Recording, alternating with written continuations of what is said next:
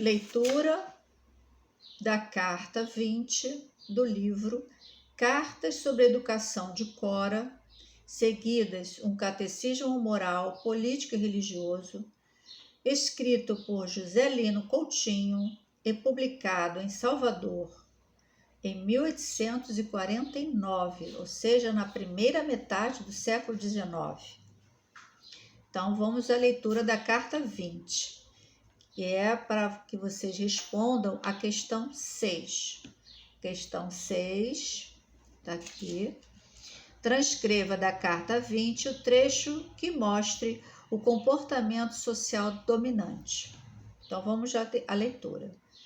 Como Cora se vai aproximando do termo desta segunda época, e esta idade nos pareça mais própria para a maior e mais apurada educação e instrução, porque nela Cora deve necessariamente refletir acerca do que faz e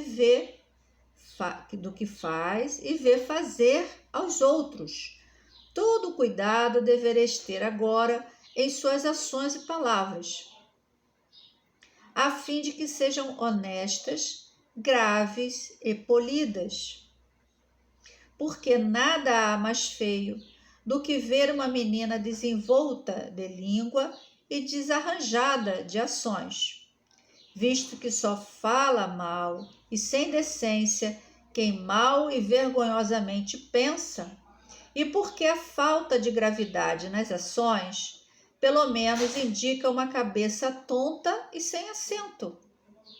Suas palavras sejam, pois, escolhidas e limpas, suas ações graves e circunspectas, aí outra palavra aí talvez vocês não conheçam, e seu andar majestoso, sem que, contudo, se assemelhe a uma marcha teatral, porque os extremos se tocam, e ambos são repreensíveis.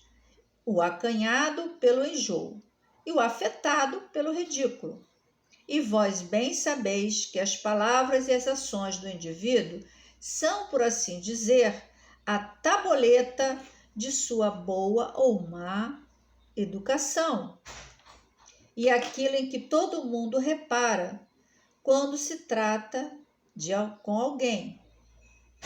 Em consequência disto, evitareis, quanto puderdes, a comunicação de Cora com as escravas, que ordinariamente imorais falam e obram sem pudor, quando, pelo contrário, muito ganhará ela nas sociedades escolhidas, verdadeira escola da boa conversação e maneiras, e suposto hajam alguns discursos que um pouco mais livres, sem por isso serem indecentes, se podem dar em presença de senhoras casadas, já sabedoras das coisas do mundo.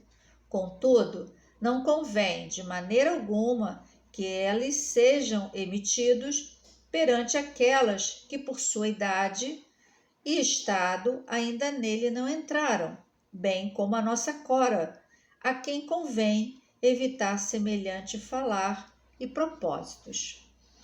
Então, vocês têm que ler com cuidado, né? Eu estou tendo esse cuidado de fazer a leitura também, porque vocês reparam que nós estamos falando aqui, tratando, estudando sobre instruções, orientações de educação do século XIX, da grafia do século XIX. Então, você até percebe, para você que está estudando português, o quanto se modificou, né? Na escrita, como a gente vai mudando. E é interessante, gente, percebam que tem coisas, tem preocupações que não mudaram, né? Você que está aí com 15, 16, 18 anos, né? Você repara, concorda ou não comigo, né? Que eu tenho a última pergunta para você comentar, né? Fazer essa comparação entre o ontem e o agora, né? Que certas preocupações dos pais não mudam, né? e certas peculiaridade, peculiaridade, certas características, né, da faixa etária não mudam. Criança, né, aquela energia da criança, a curiosidade do adolescente, o fogacho, né, da adolescência e a calma do idoso é inerente do ser humano e não mudou, não é?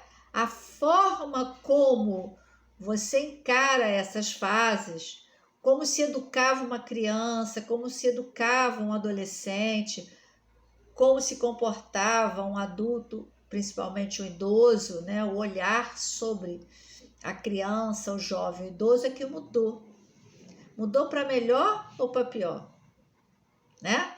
O que de bom poderia ter permanecido e permaneceu, ou o que de bom não existe mais? Então, já estou até dando algumas reflexões para você escrever, responder a última questão, né? Tá bom? Então, até lá. Um beijo e fica em casa.